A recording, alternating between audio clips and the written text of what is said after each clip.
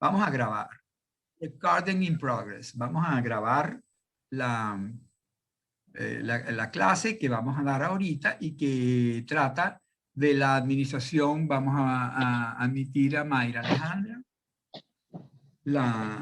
Vamos a grabar entonces la clase referida a las administraciones indirectas, las administraciones descentralizadas, más conocidas como administraciones descentralizadas. Y para eso, como siempre, vamos a compartir el esquema. Está aquí, seguramente, y eso nos va ayudando a seguir el hilo pues, de lo que vamos a hablar. En primer lugar, entonces, vamos a ver la administración indirecta. O sea, de acuerdo con lo que vimos hace como 3 clases, cuando hacíamos la distinción entre administración directa y administración indirecta, veíamos que la administración directa está compuesta por órganos sin personalidad jurídica propia que pertenecen a una persona pública territorial y que ejercen una función administrativa propia de esa persona pública territorial. Los ministerios son órganos sin personalidad jurídica de la República. ¿Y por qué son órganos de la administración directa? Porque no tienen personalidad jurídica, ¿sí? Son órganos de la República y ejercen una función administrativa de la República de Venezuela, del Poder Nacional. Es competencia del Poder Nacional.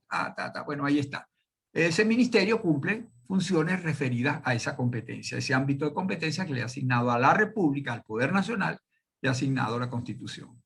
En cambio, la administración indirecta está compuesta por entes dotados de personalidad jurídica propia, con patrimonio propio, con capacidad procesal, contractual, etcétera, propia, puede actuar en derecho porque es un sujeto de derecho, pero que son creadas por las personas públicas territoriales. Y entonces van a cumplir tareas administrativas propias de la persona pública territorial que las ha creado, o que ha creado a estos entes, y, por supuesto, sometidos a algún tipo de control. Andrea Medina, vamos a ingresarla. Algún tipo de control sobre el ejercicio de la función que le ha sido encomendada. Eso es digamos, lo característico de la administración indirecta. ¿De dónde viene la palabra directa o indirecta? Bueno, que en el primer caso, la administración directa es una función administrativa que está cumpliendo esa persona territorial de manera directa, por eso de ahí viene el adjetivo, a través de sus propios órganos, a través de sus propios funcionarios, con sus propios recursos y ejerciendo competencias que le son propias. Es una administración directa, no hay ninguna intermediación. La República cumple directamente la función de la identificación a través del CENIAT. No, el CENIAT no, el SAIME. El SAIME es parte del Ministerio de Interior y de Justicia, órgano de la República, órgano nacional, funcionarios nacionales. Los recursos son recursos de la República. Las sedes donde están instalados, las computadoras, todo eso le pertenece a la República. Es una función administrativa que está siendo cumplida directamente por la República, por intermedio de ese órgano de la República que es el SAIME. En cambio, el Poder Nacional, la República, cumple el servicio público de postal y telegráfico por intermedio de un ente dotado de personalidad jurídica, que es el Instituto Autónomo Postal y Telegráfico. Y Postel es una persona jurídica creada por la República para ejercer una función administrativa, como es el servicio público postal y telegráfico, atribuido por la Constitución a la República, pero la República se la ha asignado, su ejercicio pues se lo ha asignado a este ente dotado de personalidad jurídica. Y lo más probable entonces que la República tenga un poder de control sobre ese instituto autónomo, porque la responsabilidad definitiva, política, si el servicio público funciona bien o mal, es de las autoridades nacionales. Las autoridades nacionales no pueden crear estos entes descentralizados para desentenderse de la materia. Y decir, bueno, eso no es problema mío, vaya a reclamarle al IPOSTEL. No, no. El ministro de Transporte y Comunicaciones debe estar supervisando lo que hace IPOSTEL para que en caso de que funcione inadecuadamente, el alto gobierno, el Consejo de Ministros, el ministro, el presidente de la República tomen los correctivos, adopten los correctivos necesarios para que el servicio público nacional, un servicio público nacional, se ha prestado eficientemente y en buenas condiciones. Y pueden llegar incluso hasta hacer desaparecer el IPOSTEL. Bueno, eso no sirve de esa manera. Bueno, se interviene el instituto, se disuelve el instituto, el ministerio reasume la competencia que antes tenía y la ejerce. Bueno, la sigue teniendo, pero ya no en su ejercicio, ¿no? Reasume el ejercicio de la función o se la reasigna a otro ente, también nacional y también administración descentralizada. Bueno, eso es la administración indirecta, aquella que es prestada por una persona pública territorial, no de manera directa, sino indirectamente por intermedio de un ente dotado de personalidad jurídica creado por la persona territorial y sometido a algún tipo de control por parte de la persona pública territorial, los órganos superiores de la persona pública territorial. Entonces, esto obedece entonces a la técnica de la descentralización. La administración indirecta es el reflejo, es el producto de la técnica de la descentralización, pero de la descentralización funcional. Acuérdense que la descentralización, cuando la veíamos como técnica jurídica de la organización administrativa, admite dos modalidades: la descentralización territorial, que es una descentralización política, conforme a la cual una persona pública territorial transfiere de manera definitiva una competencia que le es propia, se la transfiere a otra persona pública territorial. La república a los estados a los municipios, o la república a los municipios. Ahí hay una descentralización territorial, que es mucho más intensa, mucho más acentuada, ya está con matices políticos, que la descentralización funcional es también una transferencia de competencia de la persona territorial, originariamente competente, a una persona no territorial que la persona territorial crea para esos fines, para el fin específico de lo que la transferencia, la competencia que le va a transferir. Esa persona nueva, descentralizada, puede ser de derecho público o de derecho privado. Puede la república crear un instituto autónomo, persona de derecho público, o puede crear una empresa del Estado, persona de derecho privado. Ambas son estatales y ambas están unidas por el vínculo de la descentralización, digamos, a la república, que es quien la ha creado. Las ha creado a las dos, pues, ¿no? Bueno, eso ya le estoy repitiendo simplemente lo que ya habíamos visto, pues el concepto de descentralización y las dos vertientes que tiene, territorial y funcional. Bueno, la administración indirecta es manifestación clara, es el producto concreto de la técnica de la descentralización funcional. Entonces, una persona pública territorial crea otra persona jurídica, ya sea de derecho público o de derecho privado, para que cumpla una función administrativa que la persona pública territorial tiene encomendada. Puede darse en cualquiera de los tres niveles territoriales. La administración, ya lo veíamos, ¿no? La descentralización funcional pueden utilizarla la república, puede utilizarla los estados, puede utilizarla los municipios. Con lo cual, los municipios tienen sus entes descentralizados, los estados pueden tener sus entes descentralizados, la república puede y tiene sus entes descentralizados. Bueno, los entes descentralizados de la república son la administración indirecta de la república, la administración indirecta nacional. Los entes descentralizados de los estados conformarán la administración indirecta de cada uno de los estados. Y los entes descentralizados funcionalmente creados por cada municipio conformarán la administración indirecta o descentralizada de ese municipio, del respectivo municipio. Bueno, yo les coloco aquí relación con la delegación funcional, porque ya les había mencionado, no dentro de la técnica de la descentralización, sino dentro de la técnica de la competencia. Cuando vimos la primera de las técnicas jurídicas de la organización, la competencia, vimos que la competencia en principio es indisponible. Y por lo tanto, salvo que una ley autorice otra cosa, la competencia tiene que ser ejercida obligatoriamente, o sea, no puede optar, el competente no puede optar por ejercerla o no, tiene que ejercerla porque es un deber,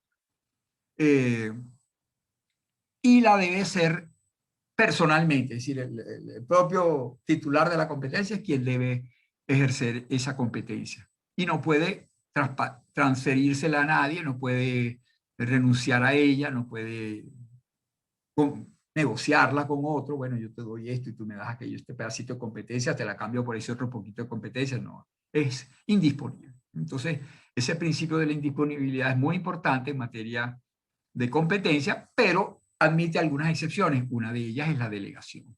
La delegación propiamente dicha, que es la delegación funcional entre un órgano superior y un órgano subordinado al órgano superior. Entonces, el órgano superior es el competente, pero mediante la delegación transfiere temporalmente, de manera precaria, al órgano inferior la competencia. El ejercicio de la competencia, no la competencia. La competencia sigue estando en el patrimonio jurídico del competente, porque la ley no ha cambiado, la ley sigue siendo la misma, y el competente es el delegante. Solo que el ejercicio ha sido transferido temporalmente, de manera precaria. Precaria quiere decir no sólida, no definitivamente. Está allí en veremos, podríamos decir en un lenguaje coloquial, ¿no? Tú la sigues ejerciendo hasta que yo diga que la ejerzas. Cuando no me parezca más, te la retiro y revoco la delegación. Dejo sin efecto la revocación. Por lo tanto, no es a título pleno, pues que se obtiene la delegación, la competencia delegada, ¿no? Bueno, esa es la delegación propiamente dicha, delegación funcional entre del ejercicio de la competencia de manera temporal y precaria de un órgano competente a otro órgano competente, incompetente, pero subordinado al competente, y ambos pertenecientes a la misma persona jurídica. Bueno, la ley, este decreto ley orgánica de la Administración Central prevé, de la Administración Pública, prevé varias formas que parecieran acercarse, y en el decreto las coloca más o menos en el mismo capítulo, que se parecen a la delegación funcional. La delegación de firmas, que ya vimos que no es una verdadera delegación porque no transfiere competencias ni el ejercicio siquiera. La delegación, la encomienda de gestión, que tampoco transfiere competencias, sino que asigna una tarea material o técnica a otro órgano. A veces es un órgano de la misma persona jurídica, entonces una encomienda que le está dando el superior jerárquico a un inferior jerárquico. O a veces es a otra persona jurídica, entonces en ese caso tiene que ser una encomienda convenida, tiene que haber un convenio en el cual se digan cuáles son las condiciones dentro de las cuales el encomendado va a cumplir la tarea que le ha sido asignada por el encomendante, ¿no? Que sigue siendo el competente y el que va a ejercer la competencia, solo que en eso lo va a ayudar un poquito a través del ejercicio de actividades materiales o técnicas para las cuales está mejor dotado el encomendado. Entonces, él ayuda a través de la realización de esas tareas mecánicas, materiales, técnicas, porque no tienen connotación jurídica, o ayuda con el verdaderamente competente, el encomendante, a cumplir esa competencia, a ejercer esa competencia. Bueno, esa es la otra figura parecida o cercana, pero que no es una verdadera delegación, ¿no? Y por último está una que el decreto ley llama delegación subjetiva o intersubjetiva. La llaman bien, delegación intersubjetiva. Entonces esta es una delegación, está prevista en el decreto ley, pero yo les digo honestamente, yo nunca la he visto. No sé si eso existe en la vida real. Así como hay muchas delegaciones funcionales, se los he dicho ya, mi experiencia como asesor, como de alguna manera integrante de la administración, yo he visto que la delegación, tanto de firma como la delegación de funciones, la delegación funcional, son muy frecuentes, frecuentísimo que el ministro delegue en el director de personal todo lo que tenga que ver con el manejo de personal, y en el director de presupuesto todo aquello que tiene que ver con presupuesto. Es decir, delega a través de actos formales, y a partir de ese momento el ministro ya no tiene que hacer la tarea de cumplir con esa competencia porque la está cumpliendo su subordinado. Él lo vigilará, pues, y le pedirá cuentas, etcétera, pero quien está cumpliendo esa tarea es el delegatario. En cambio, esta delegación intersubjetiva, de acuerdo con la ley, artículo 33, creo que está, sí, en alguna parte se los puse, creo que es el artículo 33 de este decreto ley,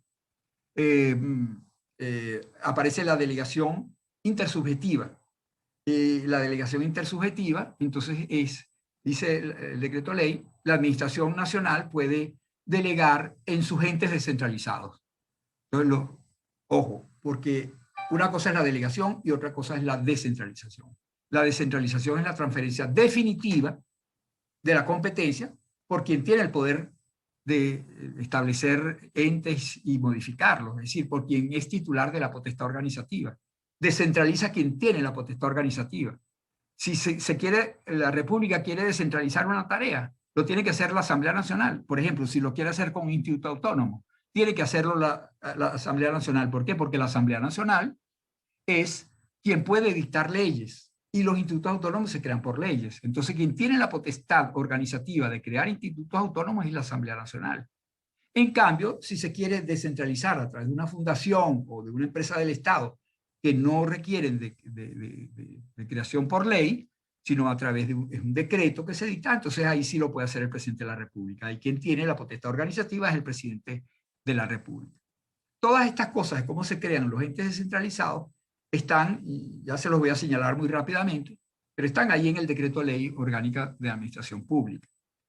Lo que estoy ahorita es queriendo como que distinguir entre la descentralización propiamente dicha, la técnica de la descentralización, que es cuando se crea un nuevo ente para que adopte para que ejerza de manera definitiva y sólida y como titular una competencia que en principio estaba asignada a la persona pública territorial de la que se trata. Es la misma persona pública territorial que se la transfiere a través del mecanismo que convenga, pero lo hace el órgano dotado de potestad organizativa, entonces le transfiere la competencia. Esa es la descentralización. Una vez creado un ente descentralizado, de acuerdo con el decreto ley, lo que uno lee allí, podría la administración, ya no el dotado de potestad organizativa, sino el titular, pareciera, de la competencia, podría delegar, ya no descentralizar, sino delegar en el ente no territorial, en la persona descentralizada no territorial. Entonces, por ejemplo, al IPOSTEL, que ya está creado por ley, porque tiene que ser creado por ley, y que tiene unas competencias, podría el ministro de Transporte y Comunicaciones, que es competente en materia, o CONATEL, imaginemos, que maneja las telecomunicaciones, entonces le delega alguna competencia adicional. Eso sí sería una delegación y no una descentralización. La descentralización es la que produce la ley que lo creó, y creó ese ente, y es la que puede eliminar o modificar ese ente. Pero la delegación intersubjetiva, de acuerdo con lo que uno lee en ese decreto ley, sería entonces un ente ya creado, de derecho público o de derecho privado. Entonces, el órgano competente de la persona pública territorial de que se trate puede delegar, de acuerdo con los procedimientos y mecanismos previstos en esta ley, una competencia que ya no sería la competencia, sino el ejercicio de la competencia, porque el delegante seguiría siendo el competente. Bueno, yo eso nunca lo he visto. Nunca lo he visto, y además cuando uno busca el decreto ley, tampoco ve cuál es el mecanismo a través del cual se hace esa delegación intersubjetiva. Pero bueno, ahí está en la ley, si alguien la logra aplicar, pues estaría. Entonces, quería un poco como que distinguir entre la descentralización y la delegación. No son lo mismo. Ni la delegación funcional propiamente dicha, interorgánica, porque esa se produce entre órganos, ni esa delegación intersubjetiva que sí se produce entre sujetos, pero que tampoco transferiría la titularidad de la competencia, transferiría solo el ejercicio de la competencia. Bueno, ¿hay alguna duda con respecto a esto? ¿Alguna pregunta? ¿Todo queda claro? Nadie más ha querido ingresarlo. Simplemente montados en el mirador de la Cota 1000, vamos a hacer un paneo con respecto a la administración indirecta, cómo está compuesta, que vale decir, no es una sola, son tantas como personas públicas territoriales haya, ¿no? Hay una administración indirecta nacional, hay una administración indirecta por cada uno de los estados y una administración indirecta por cada uno de los municipios. Bueno, pero en todos esas alternativas, digamos, de administraciones indirectas territorialmente diferenciadas, pueden darse estas posibilidades. Se pueden dar distintos entes descentralizados. En primer lugar, entes de derecho público. En segundo lugar, entes de derecho privado, con forma de derecho privado. Ya eso en el artículo 29, creo que del decreto ley, está previsto. Entes descentralizados pueden ser de derecho público o de derecho privado. Los derechos públicos son los creados a través de formas de derecho público y los derechos privados son los creados de acuerdo con el Código Civil, con el Código de Comercio, es decir, de acuerdo con las formas previstas para el derecho privado. Esas formas previstas para el derecho privado están a la disposición no solamente de los particulares, que somos los que podemos crear fundaciones, empresas, sociedades, etcétera, sino también está a la disposición de los entes territoriales, de las personas estatales, que pueden también crear entes públicos o entes privados, utilizando los mismos mecanismos que utilizamos los particulares para crear una compañía anónima o una fundación. Unos estatutos y decimos cómo va a ser ese órgano, cuál es su dinero, su patrimonio, a qué se va a dedicar, etcétera, y vamos y lo inscribimos en el registro, en la oficina de registro correspondiente. Y una vez que la inscribamos, con ese acto de inscripción en el registro público, nace a la vida. Ese es el parto, pues digamos, ese es el nacimiento de ese ente que ahora existe y que antes no existía. A partir de ese acto fundacional se crea el ente de derecho privado. De acuerdo con ese decreto ley y la Constitución y el Código Civil, que hay que como que utilizarlo conjuntamente, le señalo entonces cuáles son los fundamentales entes de derecho descentralizados de derecho público. Comienzo por el Banco Central de Venezuela, porque es un ente dotado de personalidad jurídica única. Eso lo dice su ley, de alguna manera lo dice la Constitución. Ahí está el artículo de la Constitución donde están señaladas las características del Banco Central de Venezuela y particularmente el hecho de que tiene personalidad jurídica de derecho público. Entonces es un ente de derecho público, de rango constitucional, de origen constitucional. Por lo tanto, no puede ser modificada ni eliminada por una ley. Solo habría que modificar la Constitución para que ya no existiera más el banco o que fuera otro ente el que tuviera las funciones que se le dan ahí al Banco Central de Venezuela. Es un ente descentralizado de la República, pero de rango constitucional. Y por eso se distingue de los institutos autónomos, que serían como la segunda categoría. En realidad la más importante de todas es los institutos autónomos. Si la República quiere descentralizar tareas administrativas o con formas de derecho público, lo debe hacer a través de la fórmula del instituto autónomo, que es la emblemática forma de derecho público. El instituto autónomo, hay quienes preguntan por allí que cuál es la naturaleza jurídica de los institutos autónomos y se responden, los civilistas sobre todo, diciendo los institutos autónomos son fundaciones de derecho público. ¿Por qué? Porque tienen sustrato real, es un conjunto de bienes, no es un conjunto de personas. Los institutos autónomos no tienen miembros, no tienen socios, no tienen asociados, no tienen integrantes, tienen un patrimonio. Eso es lo que tiene un instituto autónomo. Ese patrimonio alguien lo tiene que manejar. Bueno, entonces esos son los órganos, el presidente, el consejo directivo, la junta directiva, esos son los órganos del instituto autónomo que manejan ese patrimonio. Pero ni el presidente ni la junta directiva no son integrantes del instituto autónomo, no son miembros del instituto autónomo, son sus administradores, son sus órganos directivos. Entonces es una persona jurídica con sustrato real, con sustrato patrimonial. Es una fundación, como si fuera una fundación, pero no de derecho privado, no de las previstas en el Código Civil, sino de las previstas en el Decreto Ley Orgánica de la Administración Pública, que las regula, y ahí están los artículos que habla de los institutos autónomos. Y también de los institutos públicos. Ustedes van a ver ahí que hay una mezcla, ese capítulo habla de los institutos públicos, de los institutos autónomos, y al final hay un articulito que dice, son las normas de los institutos, esto que se aplica a los institutos públicos, también se aplica a los institutos autónomos. En definitiva, pues como que es lo mismo, y la verdad es que no hay mucho lugar a estar diferenciando entre institutos públicos y autónomos. Eso les digo aquí en chisme, eso de los institutos públicos es novedoso a partir de una reforma que sufrió este decreto ley. Nunca se había hablado de institutos públicos en Venezuela, sino siempre institutos autónomos. Desde que se creó la línea aeropostal venezolana, la línea aérea por allá en los años 30, 40, por allá cuando López Contreras, se creó un instituto autónomo y se fueron creando varios institutos autónomos y siempre se les dio el nombre de instituto autónomo a estos patrimonios separados de la República, creados por la República para cumplir una tarea administrativa específica con forma de derecho público. Entonces, bueno, a partir de hace poco, también se crearon entonces los institutos públicos como una forma de eliminar de la ley todo lo que se refiriera a autonomía. El régimen actual que hay en Venezuela es alérgico a la palabra autonomía.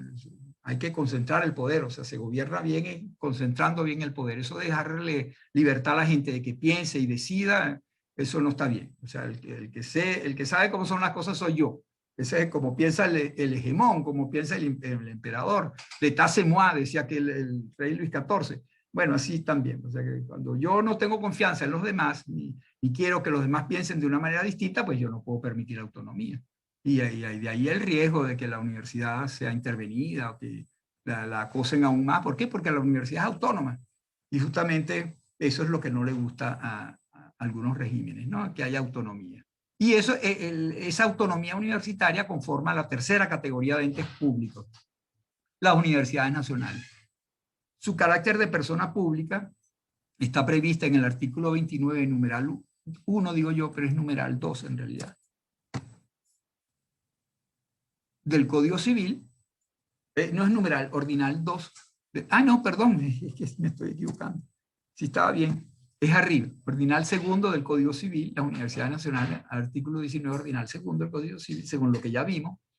Y lo propio de estos entes descentralizados de derecho público es que se escoge la forma de derecho público para estos entes porque se les va a dotar normalmente la ley que los crea, casi siempre son creados por leyes, casi siempre. Las universidades nacionales no son creadas por ley, sino por decreto, pero porque lo prevé así la ley de universidades. Un decreto del presidente de la República y al crear la Universidad Nacional se la convierte en ese ente autónomo dotado de personalidad jurídica de derecho público previsto en la ley de universidades. No es el decreto ley de creación quien lo prevé, es la ley de universidades quien prevé esta forma especial de entes de derecho público, entes descentralizados de derecho público.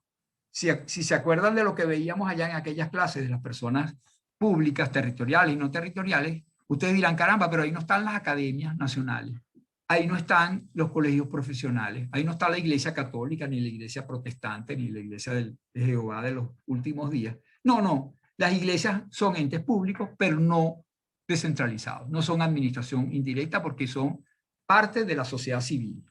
Las iglesias, los colegios profesionales, las academias son parte de la sociedad civil y no del Estado, no están integrados a la estructura organizativa del Estado. Por lo tanto, no son administración indirecta. Son personas públicas, pero no son administración indirecta. Aquí vamos cerrando un poco el rompecabezas. Aquello que veíamos por allá parcialmente, ahora lo vemos aplicado al mapa de la administración venezolana. Entonces, la administración indirecta está compuesta por entes territoriales, entes estatales, todos estos son entes estatales, tanto públicos como privados, y los que no sean estatales no pueden figurar aquí, porque no forman parte del Estado y por lo tanto no son administración. Entonces pueden ser muy públicos, no importa, pero eso no significa que son entes de la administración. Bueno, esto con respecto a los entes públicos. Generalmente les decía, la ley que los crea les otorga el ejercicio de potestades públicas, la potestad reglamentaria, la potestad reglamentaria, la potestad sancionatoria, a veces la potestad tributaria. Es decir, hay algunos de estos entes que cobran impuestos o que cobran tasas y eso significa que tienen potestad tributaria. Bueno, eso no lo podría hacer un particular. Un particular, una empresa privada no puede cobrar tasas. Puede cobrar precios, pero no tasas. Ustedes lo verán luego en finanzas públicas, cuando vean derecho tributario, que una cosa es un precio que yo cobro libremente, que se fija más o menos de acuerdo con el mercado, y otra cosa es un tributo que se debe pagar obligatoriamente y lo fija unilateralmente el Estado. Bueno, eso lo puede, esa potestad tributaria solo la tienen los entes públicos.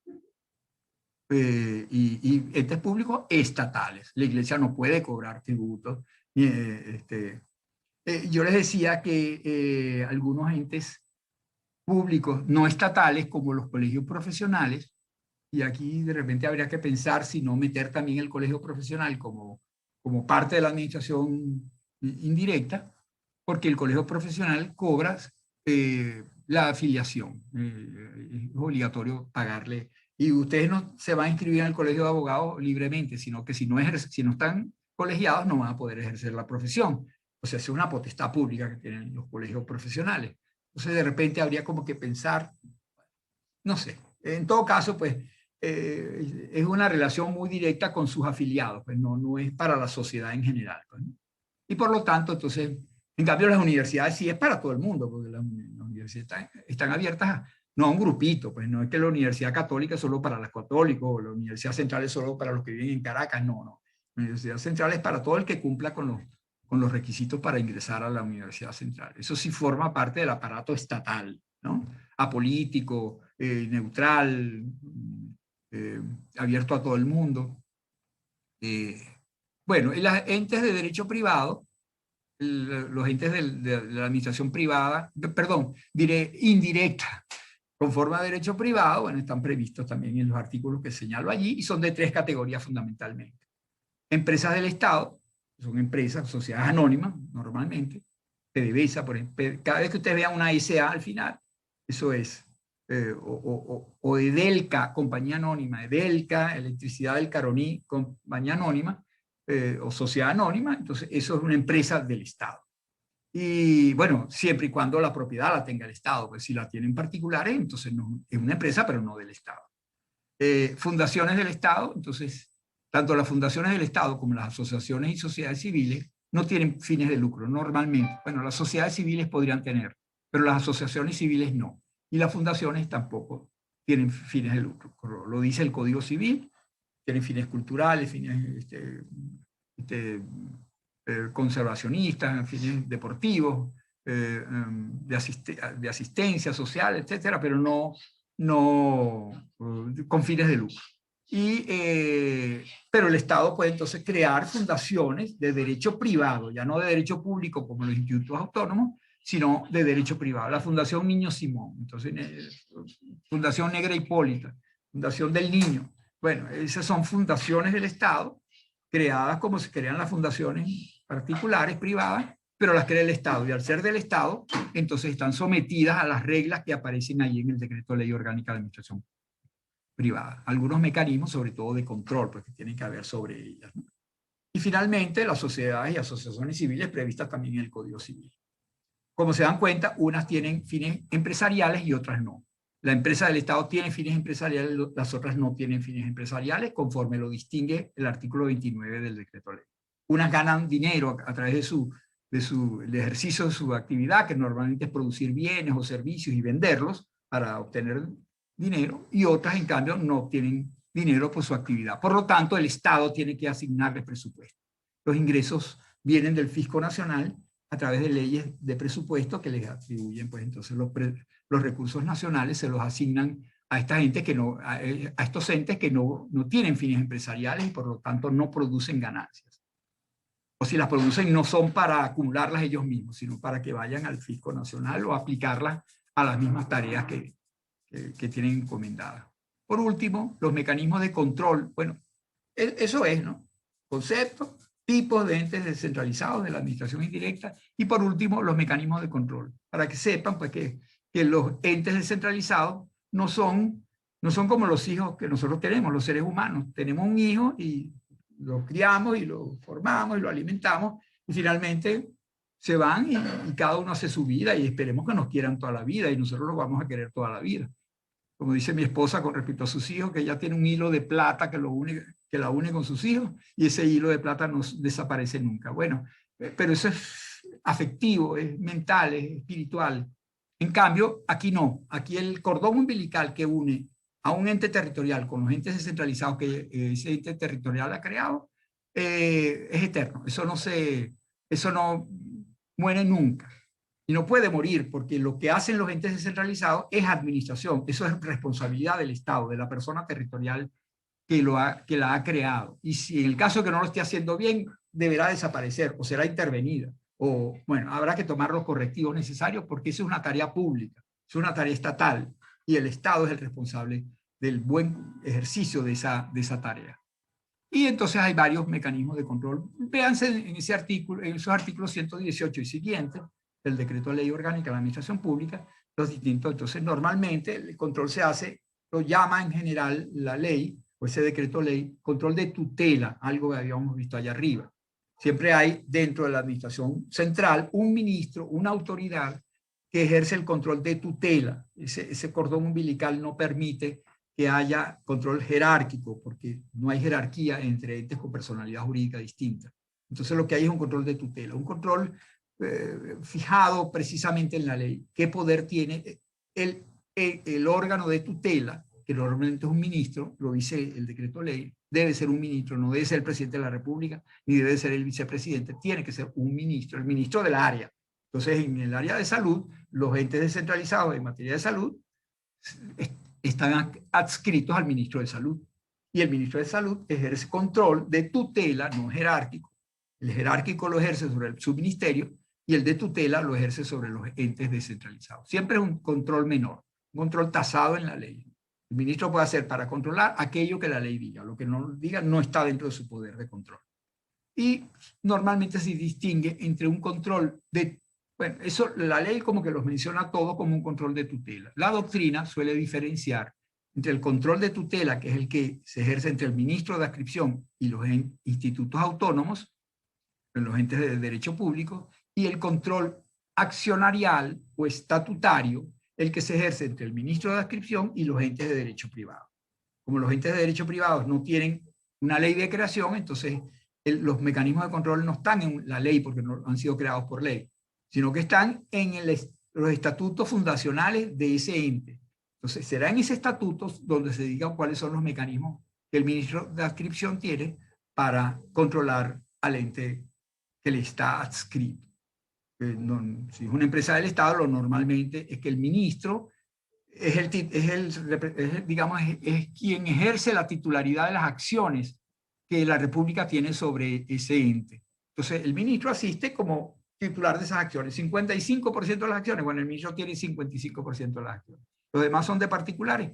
Bueno, probablemente el ministro logrará imponer la posición del ministerio en la asamblea de accionistas, pero es a través de la asamblea de accionistas. Es de acuerdo con lo que dicen los estatutos de cada uno de los entes que han sido creados a través de un acta fundacional y un documento de creación, pues, y los estatutos correspondientes. Por eso se le suele llamar control accionarial cuando es a través de las acciones, y son compañías de comercio cuyo patrimonio se divide en acciones, o estatutario, control estatutario, lo que digan los estatutos. Bueno, eso en relación con